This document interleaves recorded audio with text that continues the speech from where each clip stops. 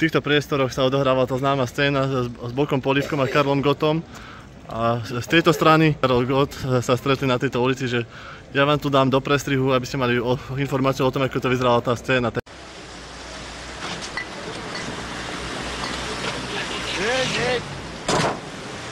Počkaj, zastav! To je Kája! Ahoj, Kájo, ahoj! Já tě znám! Ty mě neznáš? Bohužel, já si nepamatuju. Jak jedno, pojď, napijeme se, si panáka, pojď sám Prosím žrát. vás, nezlobte se, ale já hrozně pospíchám. Já se omlouvám. Nebedíš, jak mám taxíka, tak stále pojedem. Je mě líto, ale Vypojď nás. Dobře. Pojď taxíkem, jede sám žrát.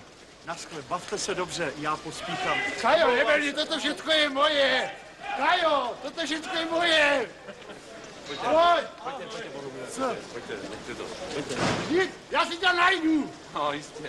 Třeba v Praze. No, najdeme si to. Nebo v televizi. Teď nemáme čas, pojďte. Co ne? To spěchá. Taxíkem tam pojedem, No, samozřejmě hotové, pojedeme, to je jedno. Na to máme, že jo? Že se nezastaví, nebo...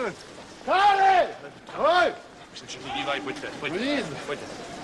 Proč já není to hňůvka, já? A je, to víte, že je. No co ty, bude sakra se napít, ne? Posaďte se.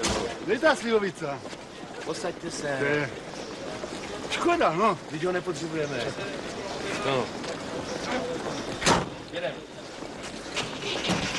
Jedem, no. Hergol, moje s náma.